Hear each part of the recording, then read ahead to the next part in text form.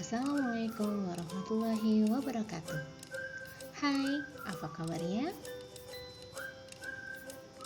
Mari belajar mengenal apa itu kurikulum Merdeka Belajar dan kenapa sih kurikulum perlu diubah. Bersama dengan saya, Rahmawati Budi Utami, Sarjana Pendidikan Guru, pendidik mata pelajaran Bahasa Indonesia dari SMP Negeri 2 Idi Tunong, Aceh Timur. Baiklah, pertama, apa sih sebenarnya kurikulum Merdeka Belajar? Baiklah, kurikulum Merdeka Belajar adalah kurikulum yang berpusat pada murid. Lalu, apa bedanya dengan kurikulum 2013? Ya, kurikulum Merdeka Belajar adalah penyempurnaan dari kurikulum 2013. Kurikulum Merdeka Belajar membagi level pengetahuan siswa dengan penyebutan fase.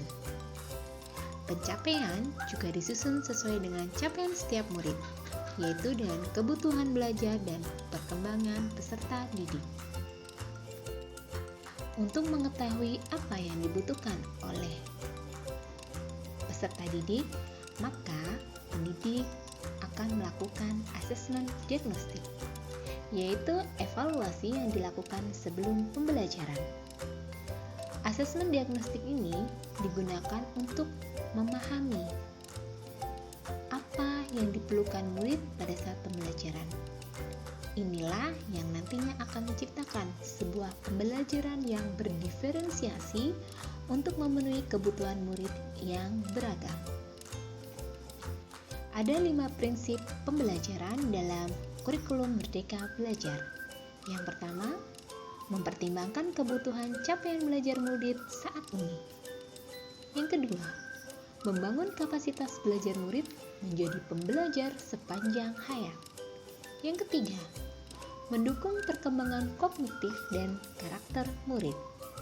Yang keempat, menyesuaikan konteks kehidupan murid.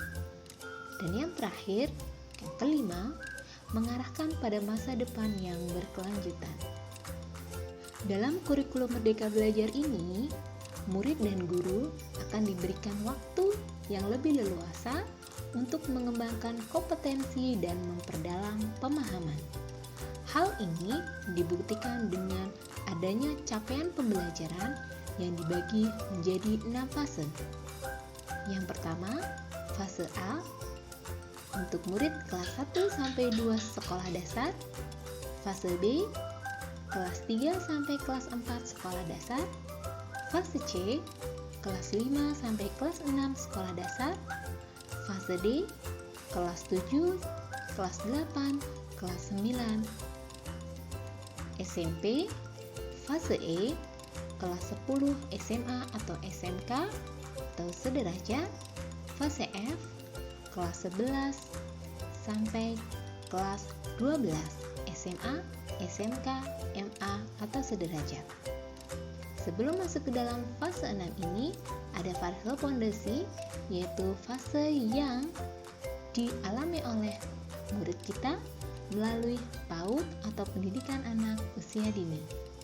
Dalam capaian pembelajaran ini menggunakan pendekatan atau teori konstruktivisme atau teori yang berbeda dengan taksonomi Bloom, di mana teori ini adalah menekankan belajar sebagai proses membangun pengetahuan baru dan dilakukan sendiri oleh murid. Dalam kurikulum Merdeka Belajar ini, penilaian dilakukan oleh pendidik ada 3, yaitu sikap, pengetahuan, dan keterampilan. Terdapat profil pelajar Pancasila yang dijabarkan melalui 6 dimensi. Yang pertama, beriman, bertakwa kepada Tuhan Yang Maha Esa, dan berakhlak mulia. Yang kedua, berkebinekaan global.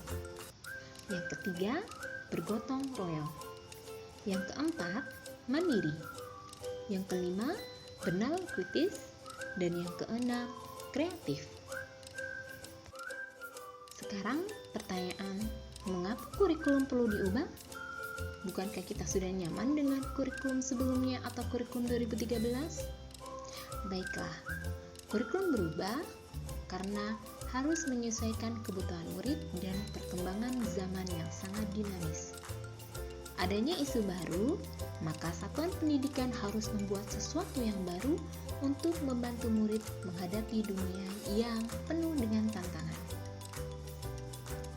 Kurikulum bersifat dinamis dan terus dikembangkan, diadaptasi secara kontekstual, dan disesuaikan dengan karakter murid sesuai dengan kebutuhan kini dan masa depan murid-murid kita.